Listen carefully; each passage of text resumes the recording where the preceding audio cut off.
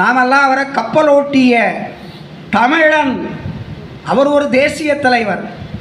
ஆனால் நாம் அவரை எப்படி சொல்லி பெருமைப்பட்டு கொள்வோம் என்றால், கப்பலோட்டிய தமிழன்.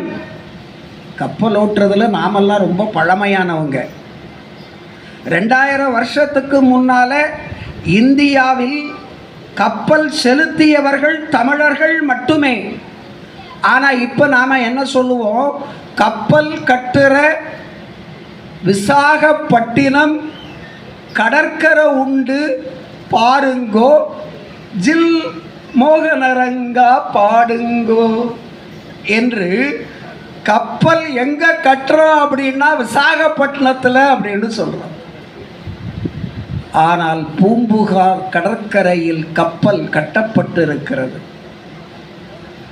அங்கிருந்து உலகத்தின் பல நாடுகளுக்கு கப்பல் சென்றிருக்கிறது. கரிகால் பெருவளத்தான் என்பவன் மிகப்பெரிய கப்பல் படையை வைத்திருந்தான். அவனுக்குள்ள சிறப்பு என்ன அப்படின்னா, உலகத்திலேயே முதலில் ஒரு அணை கட்டப்பட்டது என்றால், உலகத்திலேயே முதலில் ஆற்றின் நீரோட்டத்தை தடுத்து ஒரு அணை கட்டப்பட்டது என்றால் அது கல்லணை. அதை கட்டியவன் தமிழன், அவன் கரிகால் வளவன்.